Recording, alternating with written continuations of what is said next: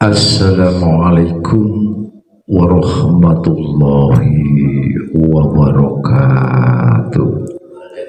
Bismillahirrahmanirrahim. Alhamdulillahi rabbil alamin. Wassalatu wassalamu ala asrafil anbiya'i wal mursalin, ala sayyidina Muhammadin abdika wa rasulika ala nabil ummi wa ala alihi wa sahbihi wa barik wa salim tasliman katsira. Amma ba'du. Saudara-saudaraku jamaah jami'iyah, Bapak Ibu yang dimuliakan Allah Subhanahu wa ta'ala, di dalam kehidupan ini, mungkinkah di antara kita semua, Bapak Ibu, seringkah mentafakuri bagaimana di dalam perjalanan hidup kita, dalam suatu kinerja kita, dalam amaliyah kita yang menuju beribadah kepada Allah Subhanahu wa ta'ala dengan sesuai syariahnya yang telah dituntunkan, dicontohkan oleh baginda Rasulullah Muhammad sallallahu alaihi wasallam. Kalau manusia atau hamba Allah telah diciptakan dengan segala kesempurnaannya, yang mana kesempurnaan itu diliputi dua sisi. Dalam satu secara zahiriyah atau bentuk tubuh ini, yang kedua adalah secara batin, yaitu rohani kita. Dalam muamalah kita ini, Bapak Ibu, perlu kita ketahui, ada mungkin suatu pertanyaan, manakah yang telah kembali kepada Allah? Ya, kalau kita jawab lebih tegas adalah secara rohani, maka dikatakan rohani adalah jiwa. Dan jiwa itu sendiri sebagai sarana untuk diri kita bisa mengerti tentang makrifat kepada Allah. Kalau kita pandai, kalau kita mengerti, kita memahami akan diri kita yang penuh serba-serbi ini, pasti kita akan lebih mentafakuri betapa begitu Allah menciptakan diri kita. Pasti kita akan tergugah di dalam hati sanubari kita atau dalam kolbun kita, menjalankan suatu hal untuk bertakarub mendekatkan diri kepada Allah dengan aturan apa yang diperintah oleh Allah Subhanahu wa ta'ala, dan juga berani meninggalkan apa yang menjadi larangan Allah Subhanahu wa ta'ala. Tidakkah Bapak Ibu, saudara-saudaraku yang semuslim seiman rahimahumullah, bahwa pada dasarnya manusia itu telah diberikan suatu ilham oleh Allah, yang mana telah disebutkan falhamaha fujuraha, maka dia Allah mengilhamkan salah satu jalan fujuraha atau fajir dalam arti kefasikan, yang mana kefasikan itu akan menunjukkan suatu kejahatan. Wa taqwaha, dan ketakwaan. kepada hamba itu sendiri. Jadi manusia diberikan dua ilham ini agar mengerti kemanakah kita akan menjalankan suatu tugas sebagai hamba Allah. Ada dua pilihan ini.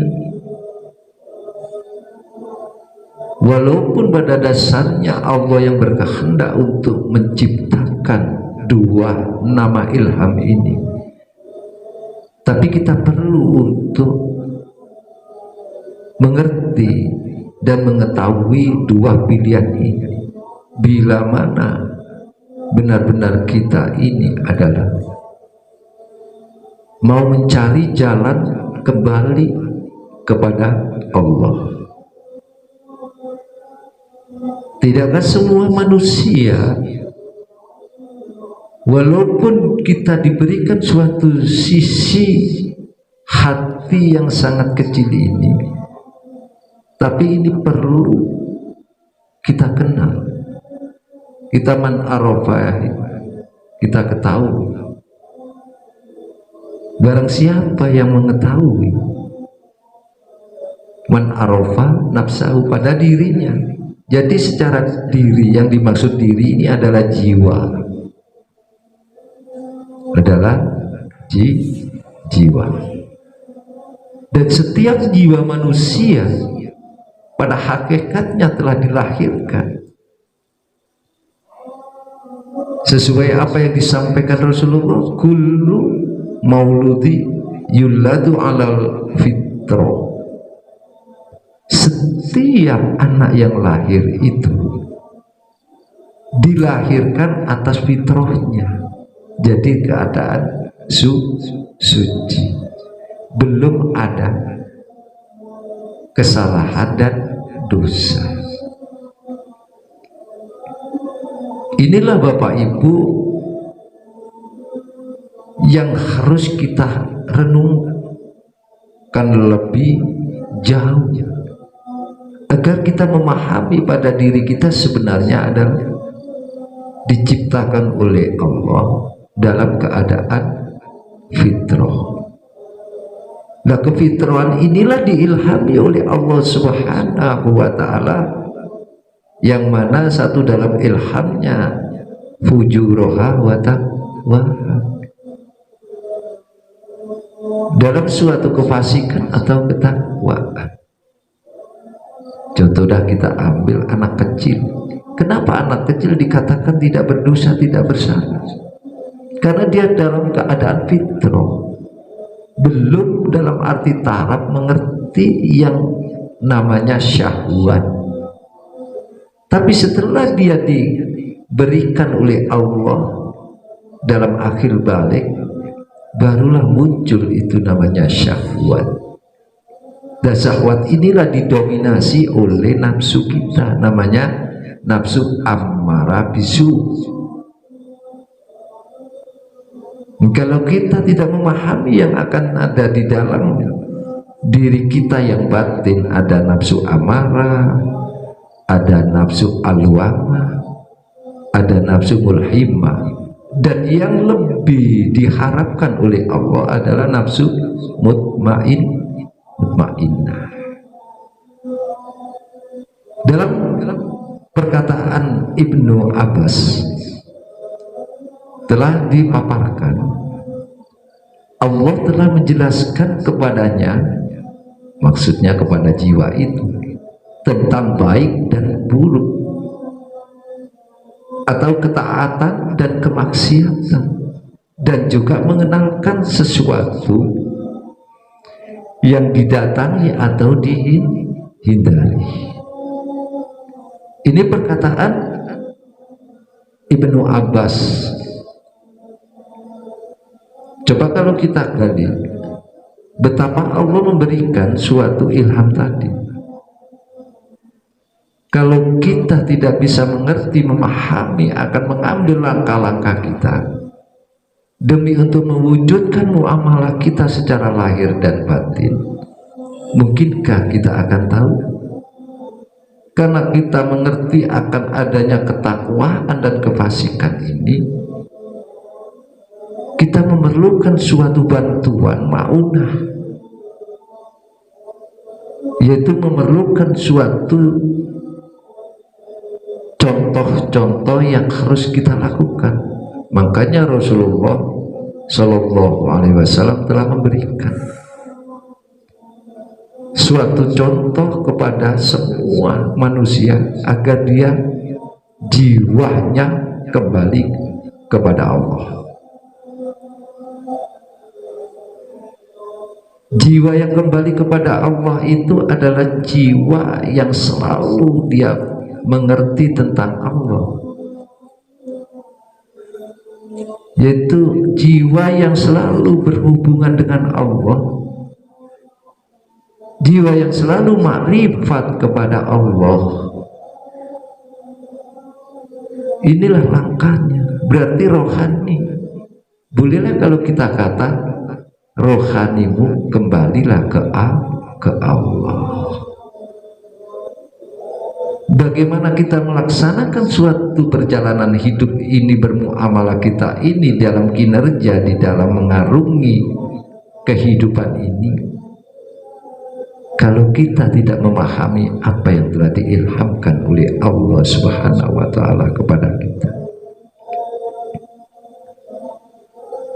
Bila mana kita keliru untuk menerka atau menebak atau untuk menggapai apa yang diilhamkan oleh Allah, maka tak terhindar di dalam kita akan terjerumus ke dalam kesesatan.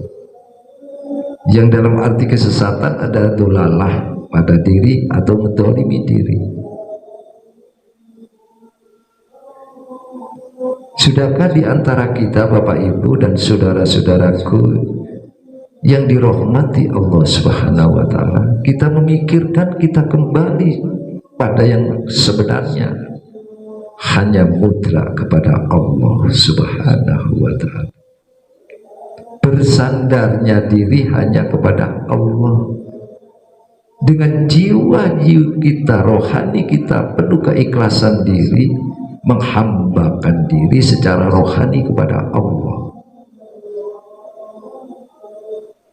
Karena di dalam diri kita telah terpanggil oleh Allah Subhanahu wa Ta'ala, yang mana telah disebutkan ya ayyuhan nafsul mutmainnah, wahai jiwa yang tenang. Allah aja sudah memanggil di dalam kitab sucinya Al-Quran, dalam kalam Allah, adalah jiwa yang tenang. Nah, jiwa yang tenang ini adalah bagaimana? Kriterianya jiwa yang tenang adalah jiwa yang selalu takdim, taslim di hadapan Allah dengan keputusan Allah, yang mana telah diilhamkan tadi. Dia memilih dua jalan itu dari suatu pilihan hidup. Seandainya kita memilih di dalam suatu jalur yang fujurola, berarti kita menempuh kepada kezaliman diri atau kefasikan, yang akhirnya membuat suatu olah di dalam perbuatan kita adalah contoh suatu kejahatan. Tapi kalau kita pilih wattaqwa, maka kita akan mendapatkan suatu petunjuk di dalam perilaku perbuatan kita secara lahir dan batin. Rohani kita akan kembali kepada Allah secara vertikal, secara langsung. Maka bisa husul dalam artian kepada Allah kalau jiwa kita sudah tenang. Bagaimana caranya jiwa kita bisa tenang? Ya, kita mengikuti akan perintah Allah dan menjauhi akan larangan Allah. Yang menyebabkan jiwa kita ini tidak bisa tenang kembali ke Allah karena kita banyak didominasi oleh syahwat dan nafsu yang ada di diri kita. Dari nafsu amarah bisu inilah yang mengarahkan diri kita ke jalan-jalan kemudorotan diri ke jalan yang penuh kesengsaraan. Akhirnya timbul suatu kejahatan. Inilah perlunya Bapak Ibu, Allah menginformasikan, memanggil kepada jiwa manusia agar kembali kepada Allah, yang mana pada awalnya adalah setiap manusia diciptakan atau dilahirkan dia dalam keadaan fitrah, yang harapannya adalah kita kembali kepada Allah dengan tidak membawa noda-noda kesalahan. Maka Allah pun jelas, irji'i ila rabbiki, kembalilah kepada Rabbmu, yang dalam artian jiwa itu disuruh kembali kepada Allah dengan apa? Rodiyatan mardiyah. Apabila hamba itu, seseorang itu, manusia itu dengan jiwanya yang tenang, dengan ikhlas atau dengan rasa puas hati, maka Allah meridhoinya. Rodiyatan mardiyah. Jadi mencapai untuk tingkat kita bisa kembali kepada Allah, hanya satu mutlak harus kita menata diri kita, yaitu mengembangkan kinerjanya jiwa kita, yaitu nafsu mutmainnah. Jangan sampai diri kita tergolong, tertarik, terseret oleh nafsu ammarah ataupun nafsu-nafsu yang lain seperti nafsu alwam, nafsu mulhimah. Bila kita masih terkurung di dalam nafsu yang tiga itu, berarti kita belum menduduki makom yang ihsan. Karena makom yang ihsan adalah nafsu mutmainnah. Maka bila sudah mengerti tentang makrifat kepada Allah, bisa bermusyahadah kepada Allah di dalam dirinya, dalam jiwanya, dalam hati nuraninya, dia seluruh di dalam perasaan jiwanya hanya mutlak kepada Allah, maka dia akan merasakan ketenangan dan kepuasan diri. Itulah makomnya, makom rodiyah. Baru dari tingkatan nafsu mutmainnah di makom mutmainnah naik kepada makom rodiyah, baru di situ kita merasakan makom mardiyah. Yang mana akhirnya kita akan dikumpulkan, fadkhuli fi ibadati,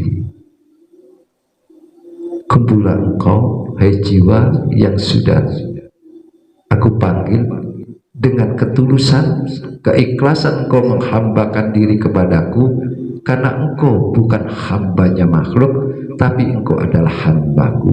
Maka kumpullah dengan jamaahku, kata Allah, bukan jamaah selain seperti kita ini.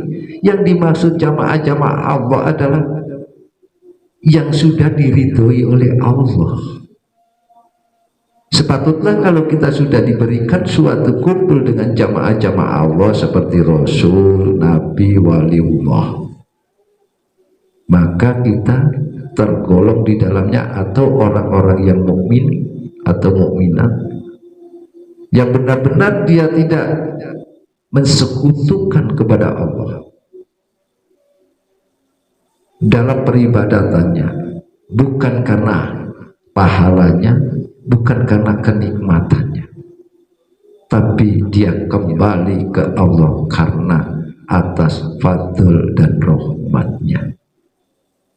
Baru kita mendapatkan fadkhuli jannati, mendapatkan kebahagiaan, kenikmatan di sisi Allah. Dari nafsu inilah naik kepada nafsu namanya kamilah, kesempurnaan akhirnya diri kita. Kalau benar-benar kita benar menghambakan diri secara batiniah kepada Allah, maka mungkinkah kita bisa kalau tidak mencari seorang mursyid? Ya, kalau secara bahasa syariah kita adalah pengabdian, sholat, ya, kita diberikan secara tuntunannya, puasa kayak bulan Ramadan ini, haji, zakat, kesemuanya ini adalah bentuk-bentuk pengabdian jasmaniah, pengabdian secara basariah. Beda dengan penghambaan. Kalau penghambaan ini masalah rohani, maka kadangkala orang melakukan puasa, dia niatnya puasa tapi kinerjanya tidak. Orang melaksanakan haji tujuannya ke Baitullah, dia menghadiri akan undangan Allah, tapi ada secara syariatnya, secara teorinya dia di depan, sudah datang di depan Ka'bah istilahnya, akan tetapi hatinya bukan kepada Allah, tapi hatinya kepada yang lain tujuannya. Ini berarti belum penghambaan. Jadi yang dimaksud penghambaan kalau secara teknisnya orang tasawuf atau di dalam perjalanan orang torekhot adalah perjalanan rohani. Maka perlulah untuk kita Bapak Ibu dengan adanya belajar sinau bareng ini agar mengerti, kita tingkatkan kualitas dan kuantitas keimanan kita dalam suatu muamalah kita, yang pada akhirnya kita tahu kembali ke Allah dengan rasa jiwa yang tenang, dengan puas dan keikhlasan. Segala apa yang menjadikan kinerja muamalah kita secara lahir dan batin ini akan terang, akan suatu ada balasannya. Maka Allah berikan ilham tadi, falha maha ujuraha wa taqwaha. Jadi bentuk ini adalah kita disuruh, diinformasikan oleh Allah, pilihlah dua jalan ini, hai hambaku, pilihlah, aku serahkan kepadamu, tinggal kamu sendiri. Mau tidak kamu memilah dan memilih di antara dua ilham yang aku berikan kepadamu? Coba tanyakan kepada hati nuranimu yang dalam, sudahkah aku kembali kepada Allah atau aku masih kembali kepada makhluk? Man amila sholihan falinafsihi, barang siapa yang mengerjakan suatu amal perbuatan yang soleh atau yang baik, maka di situ ada suatu balasan untuk dirinya sendiri. Ayat ini memberikan penegasan setiap muamalah kita secara lahir atau batin, benarnya niat kita adalah ada catatannya. Kalau kita memang benar di dalam kehidupan ini hanya berbakti, mewujudkan penghambaan diri kepada Allah, ya mayoritas Allah pun memberikan akan suatu balasannya dengan setimpal apa yang menjadikan muamalah kita karena ketulusan, keikhlasan, ketenangan di dalam jiwa kita ini hanya tertuju kepada Allah. Wa man as'a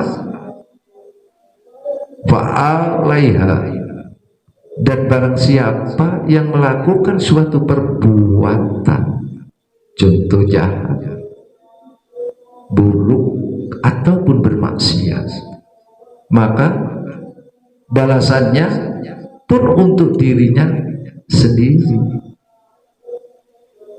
Inilah yang dimaksud Allah, wa ma rabbuka bidzallami lil abid. Dan sekali-kali Tidaklah Rabbmu atau Tuhanmu Allah Subhanahu wa Ta'ala itu adalah menganiaya kepada hamba-hambanya. Hanya hambanya sendiri yang tidak memahami. Akhirnya dia menuntut kepada Allah, seakan-akan Allah memang mentakdirkan seperti ini. Akhirnya dia mengatakan, wah ini sudah menjadi keputusan Allah. Tapi dia diberikan suatu akal. Kenapa akal itu tidak dipergunakan dengan akal sihat? Tidakkah di dalam aturan-aturan Allah, di dalam adanya agama itu adalah bagi orang-orang yang bertafakur, bagi akal yang sihat. Kalau kita diberikan Allah memahami akan sehatnya akal kita, pasti kita paham mana itu yang baik, mana itu yang buruk, mana itu yang perintah, itu larangan. Kenapa kita lakukan? Riba masih dijalankan, mencuri dijalankan, penganiayaan kepada seseorang dilakukan. Tapi kalau ada perintah, disuruh untuk menghadap aqimus sholat, dia enggan. Disuruh puasa, dia enggan. Disuruh untuk melakukan amalia-amalia yang baik sesama manusia, sedekah, infak, dia pun, atau amal jariah, dia pun enggan. Dan ini termasuk dia tertipu oleh nafsu yang sangat kuat di dalam dirinya, yaitu nafsu ammarah bisu. Karena nafsu ammarah itu adalah membawa diri kita ke jalan kepada suatu yang tidak menjadikan ridho Allah Subhanahu wa Ta'ala. Maka dari itu Bapak Ibu, kalau kita belajar, ya sedikitlah, carilah masuk ke thariqah dengan pelajaran kita tasawuf, biar rohani-rohani kita ini bisa terbimbing dan tahu, akan paham tentang kerohanian kita. Hanya dengan satu jalan, karena yang dipanggil Allah di dalam Al-Quran sebegitu 6.666 ayat. Kalau kita teliti, maaf Bapak Ibu, itu tadi ya ayatuhan nafsul mutmainnah. Allah mengharapkan jiwa-jiwanya hamba, jiwanya makhluknya sebagai manusia ini kembali kepada Allah, bukan kembali kepada makhluk. Inilah yang perlu kita kaji Bapak Ibu, ya, perlu untuk jadikan perenungan diri. Makanya setiap amalia kita akan menjadi suatu catatan. Sangat rugilah seandainya kita buta di dunia, berarti kita nanti buta di akhirat. Kenapa kita di dunia tidak mengerti makrifat Rabbi, tidak mengerti akan makrifat kepada Allah yang hak? Maka mungkinkah kita bisa selamat, bisa mengerti di dalam kembali kepada Allah? Sudah sering di antara kita mendengarkan pengkajian mungkin lewat YouTube, mungkin lewat pengajian umum atau majelis taklim. Pasti semua mengajak, semua dai-dai itu mengajak kepada manusia, khususnya bagi manusia diajak kepada jalan ihdinas siratal mustaqim, ke jalan yang benar. Tapi manusia itu sendiri tidak mau, masih ada aja yang bangkang, yang menolak. Maaf Bapak Ibu, kalau boleh kita buka sedikit ya. Kita ini diciptakan dari Allah dengan setetes air, ya, namanya apa? Air mani. Dan itu ada salah satu prasarananya. Contohnya adalah kita dari orang tua kita. Tanpa ada orang tua kita, mungkinkah kita ada? Iya, kalau Nabi Adam alaihissalam dan Nabi Isa alaihissalam itu hampir kesamaan, diciptakan innama amruhu idza arada syai'an kun fayakun. Bila aku menghendaki engkau jadi itu Allah. Tapi kalau kita adalah diciptakan dari setetes air hina. Nah, ini air hina ini adalah unsuriannya adalah dari bumi ini. Maka bila kita mati, kita kembali, pasti jasad kita dikubur.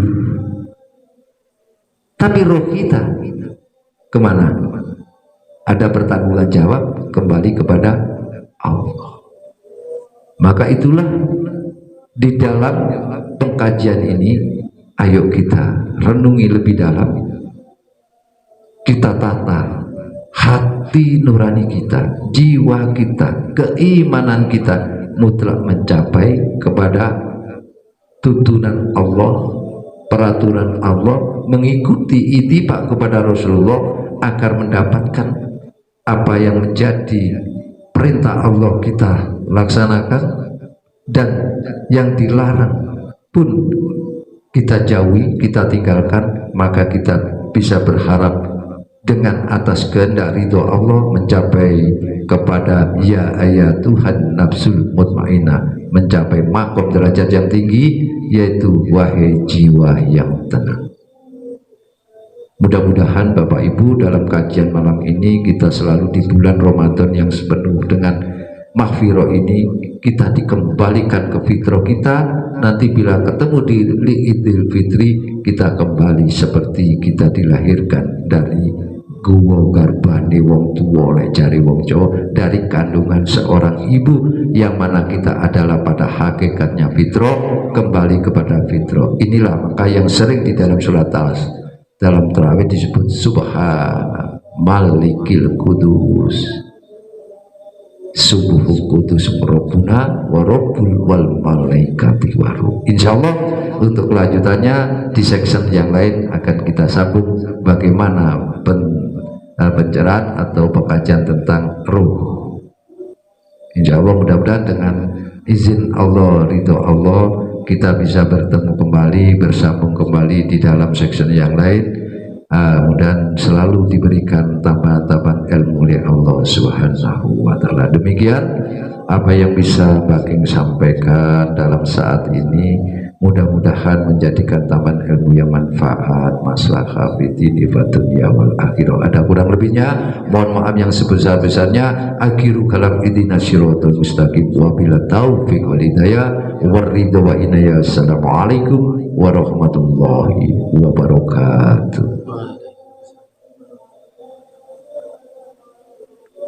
Iki padepokan budaya luhur